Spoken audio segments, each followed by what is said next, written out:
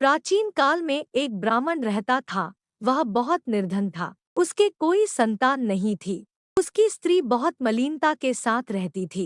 वह स्नान न करती, किसी देवता का पूजन न करती। इससे ब्राह्मण देवता बड़े दुखी थे। बेचारे बहुत कुछ कहते थे किंतु उसका कुछ परिणाम न निकला। भगवान की कृपा से ब्राह्मण की स्त्री के कन्या रूपी रत्न पैदा हुआ। कन्या बड़ी होने पर प्रातः स्नान करके विष्णु भगवान का जाप व बृहस्पतिवार का व्रत करने लगी। अपने पूजन पाठ को समाप्त करके विद्यालय जाती तो अपनी मुट्ठी में जौ भर के ले जाती और पाठशाला के मार्ग में डालती जाती। तब ये जौ सोने के जौ हो जाते। लौटते समय उनको बीन कर घर ले आती थी। एक दिन वह बालिका सूप में उस सोने के जौ को फटक कर साफ कर रही थी कि उसके पिता ने देख लिया और कहा, है बेटी, सोने के जौ के लिए सोने का सूप होना चाहिए। दूसरे दिन बृहस्पतिवार था। इस कन्या ने व्रत रखा और बृहस्पतिदेव से प्रार्थना करके कहा, मैंने आपकी पूजा सच्चे मन से की हो तो मेरे लिए सोने का सूप दे दो।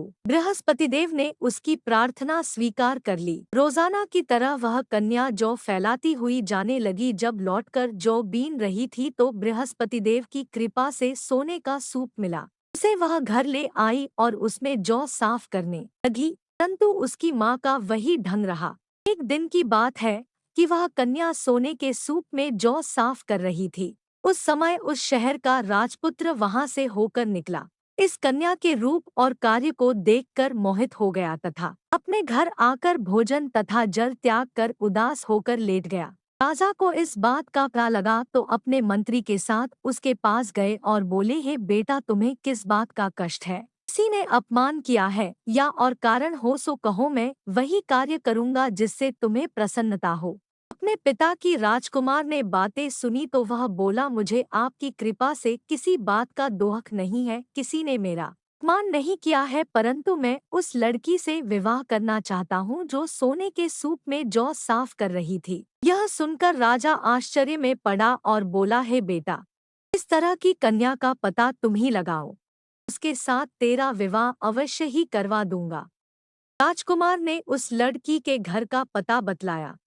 मंत्री उस लड़की के घर गए और ब्राह्मण देवता को सभी हाल बतलाया। ब्राह्मण देवता राजकुमार के साथ अपनी कन्या का विवाह करने के लिए तैयार हो गए तथा विधि विधान के अनुसार ब्राह्मण की कन्या का विवाह राजकुमार के साथ हो गया।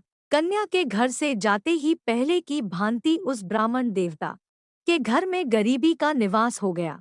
अब भोजन के लिए भी अन्न बड़ी मुश्किल से मिलता था। एक दिन दुखी होकर ब्राह्मण देवता अपनी पुत्री के पास गए। बेटी ने पिता की दुखी अवस्था को देखा और अपनी माँ का हाल पूछा। तब ब्राह्मण ने सभी हाल कहा। कन्या ने बहुत सा धन देकर अपने पिता को विदा कर दिया। इस तरह ब्राह्मण का कुछ समय सुखपूर्वक व्यतीत हुआ। कुछ दिन बाद फिर वही हाल हो गया।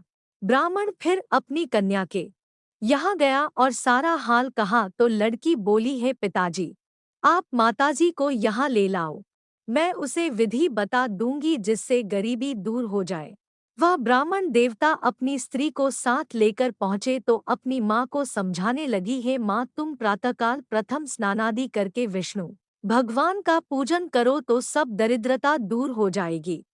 परंतु उसकी मांग ने एक भी बात नहीं मानी और प्रातःकाल उठकर अपनी पुत्री के बच्चों की जूठन को खा लिया। इससे उसकी पुत्री को भी बहुत गुस्सा आया और एक रात को कोठरी से सभी सामान निकाल दिया और अपनी माँ को उसमें बंद कर दिया।